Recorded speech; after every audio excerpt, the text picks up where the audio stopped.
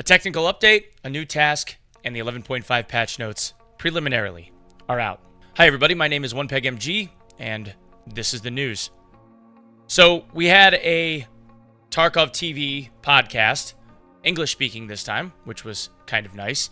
That I'm going to do a separate video for, because to mix that with the preliminary patch notes and all things contained therein would probably make for an extremely long upload, and I'd like to break this up into a couple of little parts.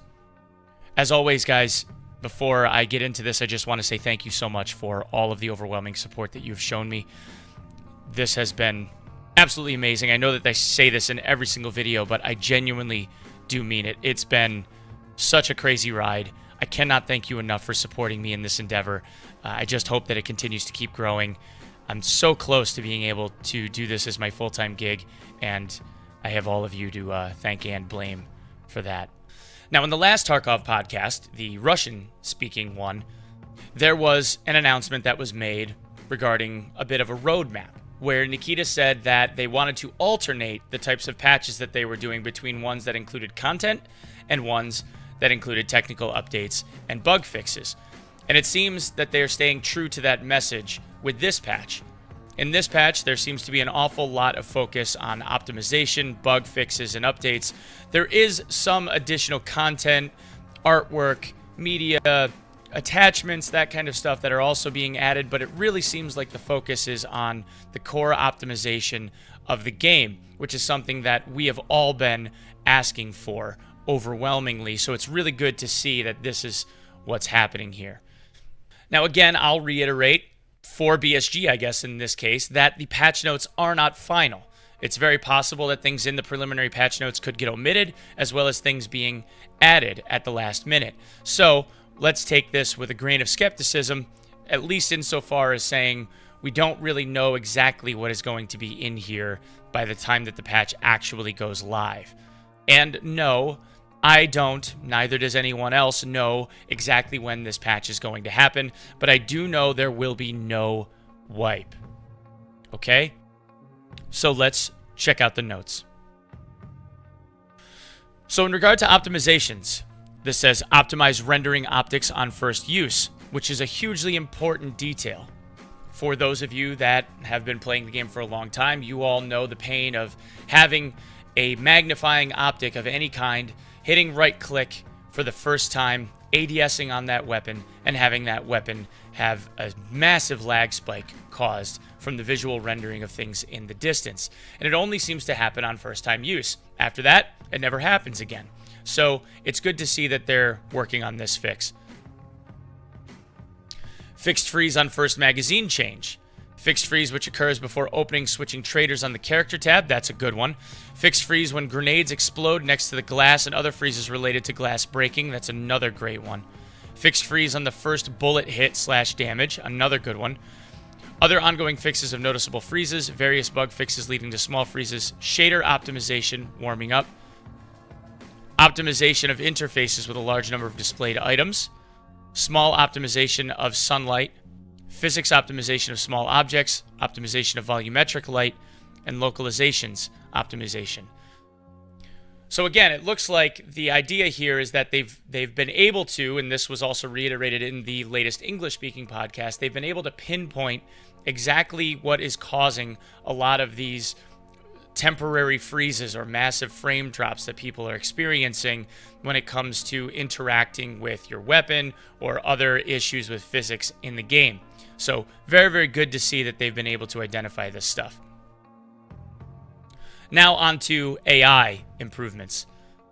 So they fixed AI behavior on peeking via Alt-QE. So this is a major bug right now. For those of you that don't know, one way to exploit the AI walking around in the labs or scavs is to stand on a corner and then sidestep from that corner to do a peek. Rather than a lean over, you actually sidestep to the side and then aim like that. In doing so, the AI never recognizes you having actually left your cover in most all of those instances, which allows you to then exploit the AI's behavior. They never shoot back, they never aggro on you, they never really react at all because you're not there yet to them. And this allowed you to unfairly farm the AI. Currently, in fact, you still can do this, although I would say if you do this, you're an exploitive piece of crap and you need to stop. But it's good to see that this is being fixed. Improved AI interaction with doors, balanced AI difficulty, improved AI behavior when reloading a weapon, fixed bug with AI choosing weapons, modified AI spawn system in horde mode, fixed lack of AI reaction to getting shot, added new scav taunts, so that's cool. Modified raider spawn in the lab. I wonder how that's going to go. I wonder if they come in earlier. Improved the AI search for cover system, so that's cool too. Improved priority system for scav taunts. Improved AI behavior when taking damage. AI no longer see through elevators. So again, this is something that they said that they had fixed. I guess there's still instances where they can see through the elevators. AI no longer fall through the floor after death. Fixed a bug with damage to the bot, which is being treated. That's interesting. I don't know exactly what that means, but maybe they can elaborate at some point. AI will no longer attack if you kill the player scav who attacked you while playing as a scav character. So this is huge. One of the largest complaints that people have when they do scav runs is another player scav comes along and they shoot at you. And you shoot back at them and you kill them. If you shoot back at them and you kill them, all of the other AI scavs then aggro you because you killed another scav. So one of the largest gripes was, well, I can't even defend myself when this guy's shooting at me, so what am I supposed to do? So this basically changes all of that. It changes this whole game. So if you're aggroed upon by another player and you react accordingly and you're the victor, now the other scavs don't look at you as though you're the aggressor and you're the person that kind of drew first blood, right? So this is very good. Also in the podcast is another little teaser to the next video that I'll upload. Nikita also said that as time goes on, the scavs will end up turning on each other randomly and shooting at each other randomly, which is also really, really cool because it adds another human element. Like, you won't know whether or not it's an AI scav that suddenly turns and shoots at you, or if it's an actual player, or if the same thing is going on in the game around you between two AI or two humans. So it'll be kind of cool to see those lines be blurred even a little bit more. Okay, now for bug fixes. Fix the bug where the player could drop an object through the floor. So that's cool. That's a huge bug that needs to be fixed. Fix the bug with the desynchronization of ammo type, which in some cases could lead to 0 damage to a scav. Another big fix. Fix the bug of treatment animation loops without effect. Very cool. Fix the bug in which the player who rejoined the raid could throw unlimited grenades. I never saw that one, but that's interesting. Fix the bug where the same animations were played on all types of gestures. Fix the bug where bots could run through doors. So with the clipping through the doors thing. Fixed a bug where the scavs spawned with conflicting items. Fixed a bug where the helmet remained in perfect condition after killing the player in the head. Another good thing. Fixed glitch allowing to dupe melee weapons through insurance. That's another one. Wow. Fixed bug when spawned scavs were invisible. Fixed a bug that caused tracer rounds to pass through impenetrable obstacles. Fixed a bug with no contusion when the helmet got hit by another player. Well, that's interesting. Fixed a bug in ammo unloading from SKS mags. Fixed a visual distortion that caused the sight to shift when the visor was lowered. So that was one that even I had tested on my stream, where if right now if you take an Alton visor and you look at a point and you put the visor down, the whole screen will shift about an inch.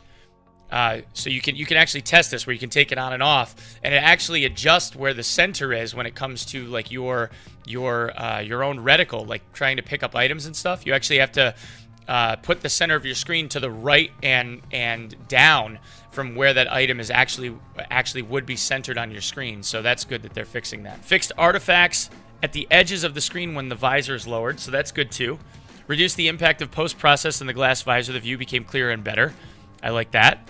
Fixed bug with infinite looting sound when killing a looting player, which we've all probably seen at this point. Fixed weapon filter and merchant menu. Fixed the bug that didn't allow to reset the range of prices search in the pop-up filter when you change the currency to anything other in the flea market. So it never reset the filter, or it wouldn't allow you to reset the filter, so that's good. Fixed a bug where it was impossible to drag a weapon from a killed bot. Fixed a bug when the character was being pulled aside. So this one's interesting. This one actually happened to me once, very, very early on in the patch. Every once in a while, something happens where your character would suddenly just start sliding to the right and backward on on your screen. Like your character would physically slide at faster than run speed backward and to the right, and you couldn't get it to stop. So it's good that they figured out what caused that and that they've finally been able to pinpoint that and fix it. Fixed a bug where you could sprint a little on broken, blackened legs and not take any damage. So that's another one. We've all seen that where people like stutter run, right? They'll run forward for 2-3 steps and then they walk and they run forward for 2-3 steps and not take damage. So it looks like now as soon as you start sprinting, when you step on that leg, it's going to hurt every time. So that's another good, in my opinion, quality of life change that should have been implemented a long time ago. Fixed the P1X reticle zeroing. That's good. Fixed a bug that caused the inability to switch to USEC 2's voice. Fixed the wrong exit timer value for certain extractions. Fixed a bug when confirming the purchase of an offer without the necessary items for exchange. Fixed penetration of metal fence and glass in different locations. So they said in like the major locations where they were identified they had fixed this, but there are obviously other areas like the fencing leading into the parking garage on labs, or there's several areas on interchange, or several areas in customs that still need to have this adjusted. So it's good to see that they're doing that as well. Fixed an error when other players were interacting with doors. So that was a bug where in a lot of cases you would desync out and you'd go to open the door and the door would just shut in your face. So you'd have to like relog, exit the game completely and reload into the server in order to be able to open the door again. So that was kind of awful, but I'm glad they found that. Fixed an error that occurs when opening boxes. Various fixes in the logic of quests. Fixed overlapping of interfaces. That's good too. Fixed categories display without offers in the wish list. Fixed a bug that allowed to walk through the buses in the lab. Fixed a bug that allowed to walk through the busts in the lab. I'm not sure exactly what that means. Maybe that was like the window bug. I'm not sure.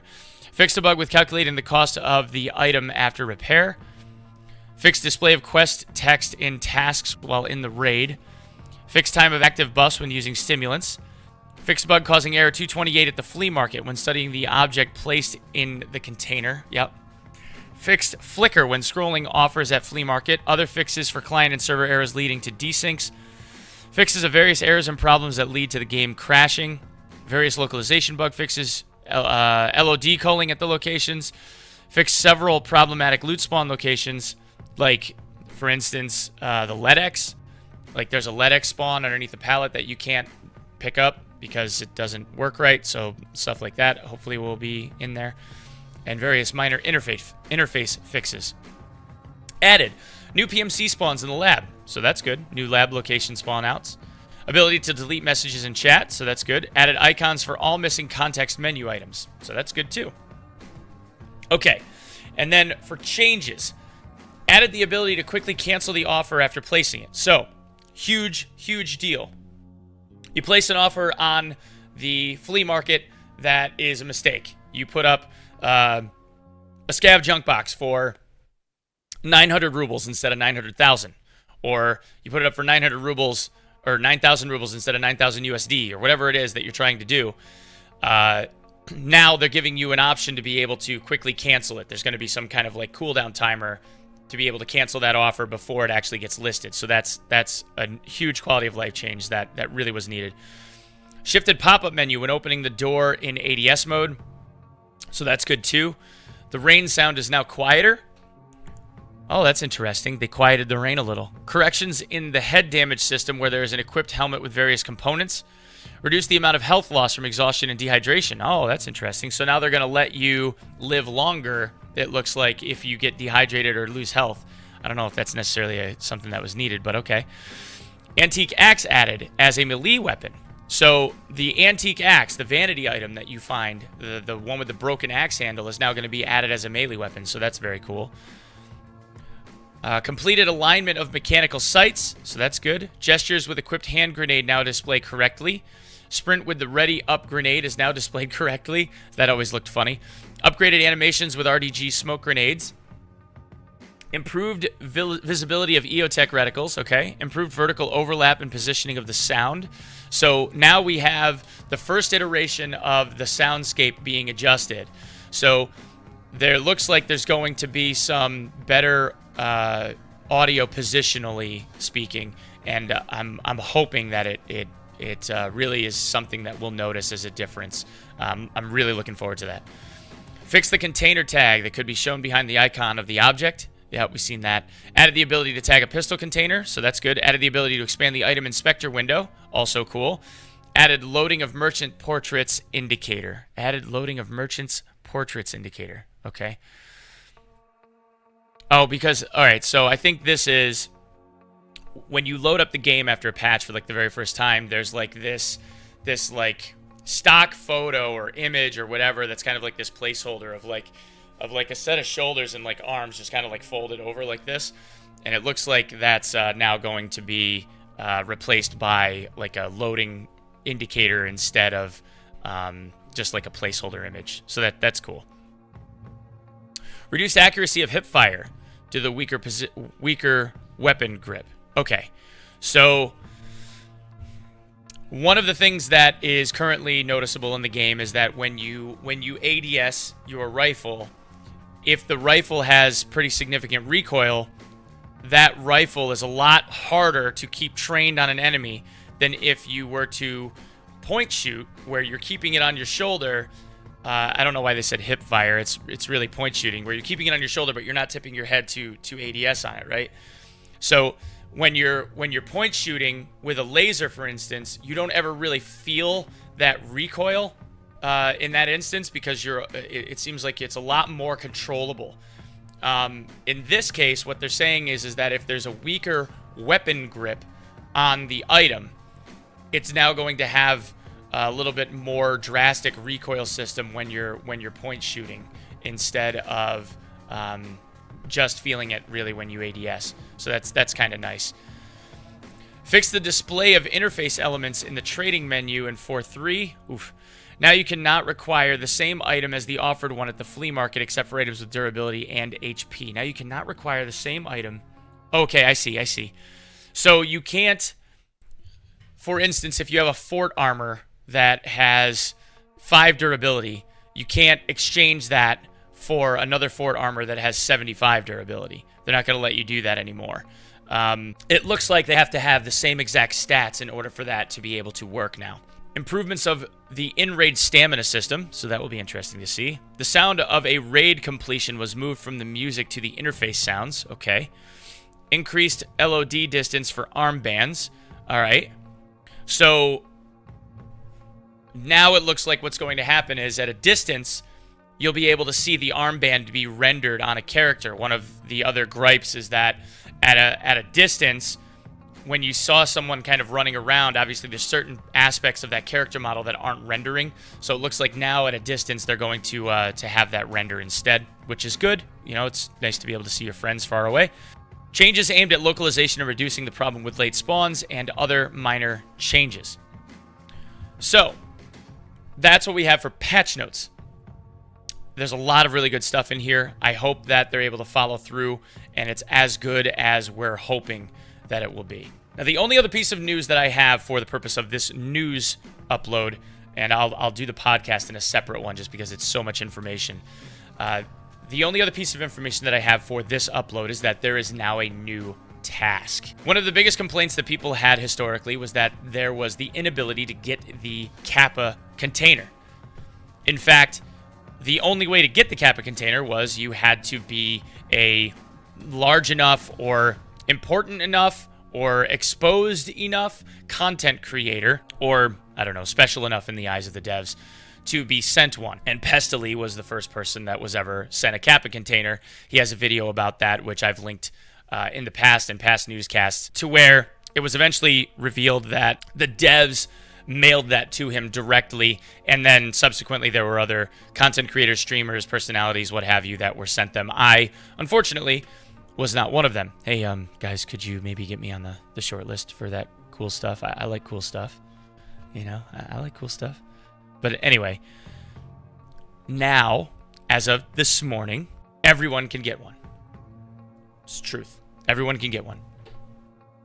You only have to complete every single task in the game, and then you get a task for the KAPPA container. So by doing every single task in the game, you finish them all, rather than being mailed one. Instead, what you have is a task on Fence. This task that does not currently seem to have a title that is, I guess, legible, which is now currently titled A049C0260101PD. Now, I don't know if this is just a task ID number that's a placeholder or if it's some like hexadecimal alphanumeric code for something ridiculously cool. But for the time being, this is the task in order to be able to get a KAPPA container. In order to be able to get the KAPPA container, you have to hand in every single one of the content creator's vanity items. It's every vanity item. You hand that in, you get a KAPPA container in exchange. Now, Nikita mentioned in the podcast that this was supposed to be in the game yesterday. He was under the impression it was. He unfortunately was mistaken, and then it was added this morning in the technical update that was done. So now we have a task for everyone to be able to get a KAPPA container. You only have to complete all of the tasks, which is something I think like less than 0.1% of the gaming population has actually done. So that's all I have for today, guys. I hope you enjoyed this newscast. Thank you again so much for all of the overwhelming support. Please come and check me out on Twitch. As soon as I get the podcast summary uploaded, which will probably be another hour or two, I will be live somewhere around 11 a.m. Eastern Standard Time. So if you feel like coming and saying hi, please do so. And I will see you tomorrow. Thanks.